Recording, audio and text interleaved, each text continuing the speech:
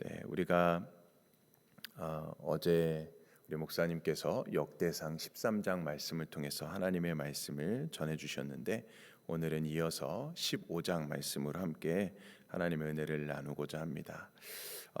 다윗이 언약궤를 예루살렘으로 다시 이렇게 옮겨오고자 했는데 갑작스러운 일 때문에 그 모든 일들이 계획들이 무산되게 되었습니다.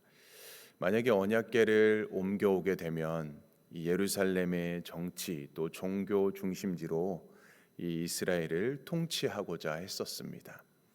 다윗의 이 모든 의도는 굉장히 좋아 보였습니다. 영적이었고요. 그리고 실리도 있었고요. 굉장히 믿음으로 보였던 그런 의도였습니다. 자, 그런데 다윗의 계획이 틀어지고 말았지요. 자, 이것을 통해서 다윗은 자신을 다시 한번 돌아보는 그런 결정적인 계기가 되었습니다.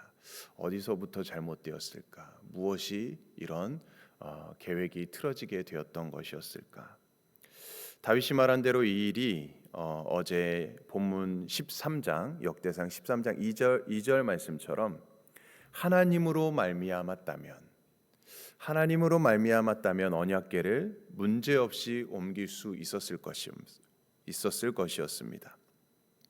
자, 그런데 불의의 사고가 일어나고 말았지요. 분명 뭔가 잘못이 있었다는 것을 다시 한번 생각해 보게 됩니다. 자, 어제 보았던 역대상 13장 1절 말씀에 보면 이렇게 시작이 되었죠. 다윗이 천부장과 백부장 곧 모든 지휘관과 더불어 의논하고, 1절 말씀이 이렇게 시작이 되었습니다. 그러니까 다윗은 천부장, 백부장 또 모든 지휘관과 더불어서 함께 의논을 했습니다. 그들의 뜻을 물었습니다. 사람들의 의견에 귀를 기울이는 것은 너무나도 중요한 일일 것입니다. 그런데 다윗은 이 백성들의 뜻을 물었고 백성들이 좋게 여기는 것을 보고 언약궤를 옮겼던 것이었습니다. 우리가 여기서 생각해 볼 것은 더 중요한 게 무엇이었을까를 한번 생각해 봐야 되겠지요. 더 중요한 것은 사람의 뜻보다 하나님의 뜻을 먼저 구하는 것이었습니다. 자, 그런데 다윗은 하나님의 뜻을 먼저 구하지 않았고 사람의 뜻만을 구하고서 이 언약궤를 옮기는 일을 행했던 것이었습니다. 어떻게 보면 이것은 하나님을 만홀히 여기는 그런 경우였고 하나님을 무시하고 없이 여기는 그런 행위였던 것입니다. 이것을 상징적으로 보여줬던 일이 바로 우사가 바로 죽게 되는 일이었습니다. 언약궤의 이송을 담당한 책임자인 우사는 하나님의 명령대로 하지 않았고 자기 생각대로 자기 뜻대로 행했을 때 바로 그는 죽임을 당하게 되었던 것입니다. 결국 언약궤를 실었던 그 수레를 끌던 소들이 날뛰게 되었고 언약궤가 수레에서 떨어질 것 같아서 그 언약궤를 붙잡았던 그 우사가 죽임을 당했던 것이죠. 이것은 바로 하나님께서 이 일을 통해서 경고를 해 주셨던 것입니다. 하나님의 뜻을 무시했을 때 어떤 일이 일어나는가, 그것에 대한 경고였습니다. 일로 인해 예루살렘으로 옮기고자 했던 언약궤는 가드 사람 오벳에돔의 집에 다시 옮겨지게 됩니다.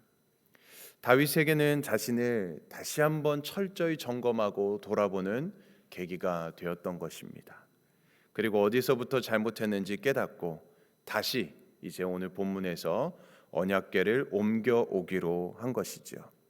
그래서 우리가 읽은 오늘 본문 말씀 이전에 15장 1절에서 10절에는 다윗이 다시 언약궤를 옮겨오고자 모이도록 한 레위인의 지도자들 그리고 레위인들의 수에 대해서 말씀하고 있습니다.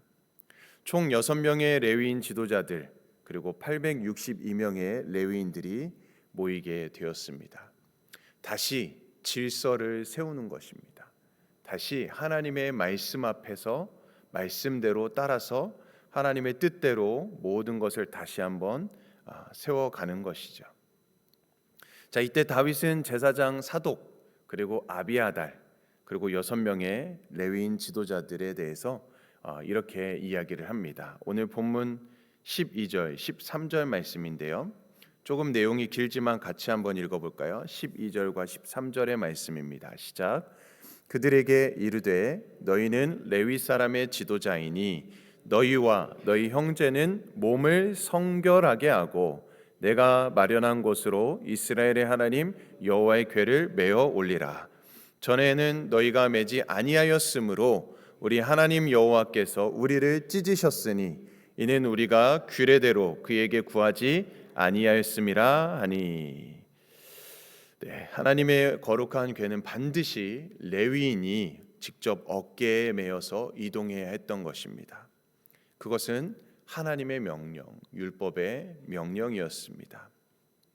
자, 그런데 블레셋은 언약궤를 빼앗은 후에 자신들에게 내린 그 재앙으로 인해서 할 수 없이 언약궤를 이스라엘에게 돌려보내야만 했습니다. 자, 그때에 하나님을 알지 못했던 그 블레셋 사람들은 그 언약궤를 수레에 실어서 보내게 되었지요. 하나님을 모르는 블레셋은 그렇다고 쳐도 하나님의 말씀을 받았던 그 이스라엘 백성들에게는 이 언약궤를 옮기는 그 방법을 분명하게 제시해 주셨었습니다. 반드시 레위인이 몸으로 그것을 메어야 했던 것이었죠. 다윗은 예기치 못한 이 시련을 통해서 자신을 다시 한번 돌아보게 되었고 무엇이 잘못되었는지를 다시 깨닫게 되었습니다. 때로는 우리도 일상생활을 하면서 삶을 통해서 깨닫지 못했던 것들을 때로는 어떤 어려움을 통해서 또 때로는 어떤 시련을 통해서 우리가 하나님의 뜻을 발견하게 되는 그런 계기를 경험하게 됩니다.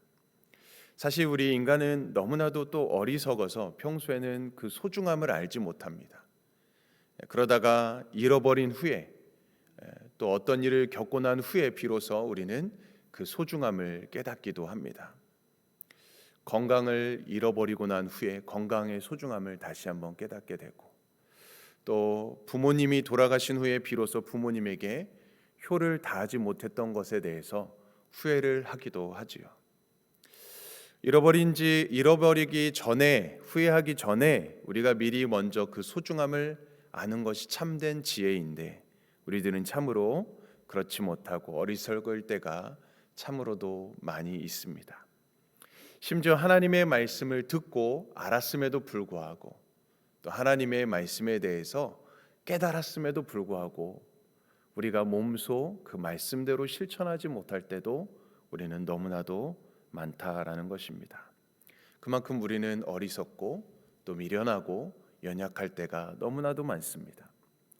자, 이처럼 뜻하지 않은 이 시련을 통해서 다윗은 참된 예배자로 살아간다는 것이 어떤 것일까? 그 의미에 대해서 다시 한번 생각해 보는 계기가 됩니다. 하나님의 궤를 옮길 때 중요한 것은 아름답게 장식하거나 장단한 그 새 수레를 준비하는 것이 아님을 다윗은 깨닫게 되었지요. 사람이 죽는 어려움을 겪고 나서야 다윗은 비로소 그 의미를 알게 된 것입니다. 자, 그래서 궤를 옮기는 준비는 하나님 앞에서 성결하게 서는 것에서부터 시작된다라는 것을 깨닫게 되었습니다. 자, 그래서 다윗은 오늘 본문 12절 말씀처럼 제사장 레위인들 그 우두머리를 불러서 성결을 명령하게 된 것입니다. 성결. 하나님의 궤를 옮기는 준비는 곧 하나님 앞에 서는 것이기 때문에 하나님 앞에서 자기 자신을 먼저 살피는 것이 성결하게 하는 것이 바로 준비의 과정이었습니다. 다윗은 자신을 살피면서 하나님 앞에서 무엇이 잘못되었는지를 다시 한번 알게 되었습니다. 이 땅을 살아가는 우리들도 갑작스럽게 마주치게 되는 수많은 사건들 속에서 뜻밖의 고난과 역경의 그 파도 속에서 우리는 우리의 삶의 방향을 되돌아보게 됩니다. 우리가 원하는 대로 되지 않는 것이 우리에게는 고통과 어려움의 순간이지만 오히려 그 순간이 우리에게는 복이 되는 순간이 될 수 있다라는 것입니다. 자신이 원하는 대로 자신이 생각하는 대로 모든 것이 진행되어 갔다면 다윗은 과연 참된 예배자가 되었을까라는 생각을 해보게 됩니다. 오히려 그가 하나님의 궤를 자신의 방법대로 예루살렘으로 옮겼다면, 그가 모든 것을 갖게 되었고 자신의 모든 생각대로 되었기 때문에 오히려 교만하게 됐을 수도 있고요, 하나님을 자신의 방법대로 생각하고 섬길 수도 있었을 것이고, 또 불신앙과 교만의 나락으로 떨어졌을 수도 있었을 것입니다. 내가 원치 않는 일들이 벌어졌고 내가 생각하지 못한 상황이 벌어졌다면 우리는 그때가 다시 하나님 앞에 서야 되는, 성결한 예배자로 서야 되는 때임을 우리는 깨달아야 되는 것이죠. 자, 고난을 통해서 보여주시는 바른 길이 우리 앞에 펼쳐지는 것이기 때문입니다. 자, 그래서 다윗은 12절에서 이스라엘의 하나님 여호와의 궤를 메어 올리라라고 말씀합니다. 본래 하나님께서 명령하신 대로, 하나님이 원하셨던 대로 그대로 따르게 되는 것이죠. 하나님의 말씀대로 순종합니다. 하나님의 말씀대로 실천합니다.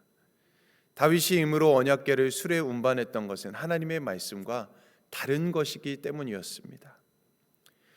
우리가 옳다고 생각하는 것, 우리의 기준에 늘 문제가 되는 것은 그것이 하나님의 말씀과 다르기 때문입니다. 우리의 판단 기준보다 더 중요한 것은 하나님의 판단 기준이고 하나님의 생각인 것이지요. 이것을 우리는 하나님의 뜻이라고 말하는 것입니다. 그것을 막연하고 모호한, 그래서 내가 원하는 의도하는 대로 마음먹은 대로 왜곡할 수 있는 말씀이 아니라 우리 삶 가운데 보여주시는 확고한 하나님의 기뻐하시고 선하시고 하나님께서 원하시는 것이 무엇인가, 그 뜻을 분별하는 것입니다. 자, 그러므로 하나님이 말씀하시는 대로 행하는 자가 참된 지혜로운 자이고, 하나님의 말씀하시는 따른 자가 하나님을 경외하는 참된 예배자가 되는 것입니다. 자, 계속해서 오늘 본문 16절과 24절의 내용을 보면 하나님의 궤를 다시 이송할 때 찬양대원들, 악기 연주자들, 그리고 심지어 문지기까지 언급을 하고 있습니다. 하나님의 질서에 대해서 다시 한번 말씀해주고 있습니다. 자, 그리고 오늘 본문 25절과 29절의 내용을 보면 이제 언약궤가 예루살렘 성으로 들어오게 되자 다윗은 어떻게 반응합니까? 기뻐하고 즐거워하면서 노래하고 춤추며 뛰게 됩니다. 자, 그런데 이것을 보았던 다윗의 아내 미갈이 다윗을 업신 여기게 되는 그런 일들을 또 보게 됩니다. 자, 그런데 우리가 주목할 것은 이 미갈의 반응보다 다윗의 반응입니다. 다윗은 그 아내의 업신 여겼다라는 그 반응에 전혀 반응하지 않고 전혀 개의치 않고 하나님 앞에 기뻐하고 즐거워하며 뛰놀며 찬양을 드렸다라는 것이죠. 다윗은 이전에 사람의 뜻, 사람의 생각을 구하고 또 여론을 의식했던 그런 모습을 보였지만 지금의 다윗의 모습은 전혀 다른 모습으로 변화된 모습을 보여주게 됩니다. 다윗은 사람의 시선, 다윗은 다른 사람의 그 모습을 이제 다시 의식하지 않습니다. 그는 이미 사람들의 뜻을 따르다가 실패한 경험이 있었습니다. 그런데 이제 다윗의 관심은 오직 하나님께로 향해 있었던 것입니다. 사람을 의식하거나 사람의 모습을 바라보는 것이 아니라 오직 하나님께 집중하고 하나님만을 의식했던 것입니다. 이 변화된 모습 속에서 우리는 참된 예배자의 모습을 보게 됩니다. 참된 예배자는 자신의 기준이 아닙니다. 여론이 아닙니다. 하나님의 말씀을 삶의 기준으로 삼는 사람들인 것이죠. 때로는 그 길이 실패한 것처럼 보이고 고난으로 느껴질 수도 있을 것입니다. 그러나 그 과정 속에서 우리는 더욱 분명한 하나님의 뜻을 배우게 되는 것이죠. 사랑하는 성도 여러분, 오늘 우리에게 예상하지 못한 어려움과 막힘이 있다면 그것은 하나님 앞에 우리를 다시 부르시는 하나님의 뜻일 수 있을 것입니다. 그 자리에서 우리는 하나님의 뜻을 다시 구하고 말씀으로 돌아갈 때 하나님은 우리를 다시 하나님의 참된 예배자의 자리로 이끌어 주실 것입니다. 다윗도 실패 속에서 하나님을 찾았고 말씀 앞에 자신을 다시 비춰보았고 하나님의 뜻에 순종하는 삶을 살아갈 때 그의 삶이 완전히 변화되고 하나님의 합한 예배자가 되었던 것처럼 우리도 때로는 우리도 뭔가 막힌 것 같고 뭔가 내 뜻대로 되지 않았을 때 뭔가 어려움이 나에게 닥쳤을 때 오히려 하나님의 뜻을 구하고 하나님의 말씀을 사모하고 하나님의 말씀대로 살아갈 때 하나님의 놀라운 은혜가 여러분들의 삶 속에 가득하기를 주님의 이름으로 간절히 축원드립니다.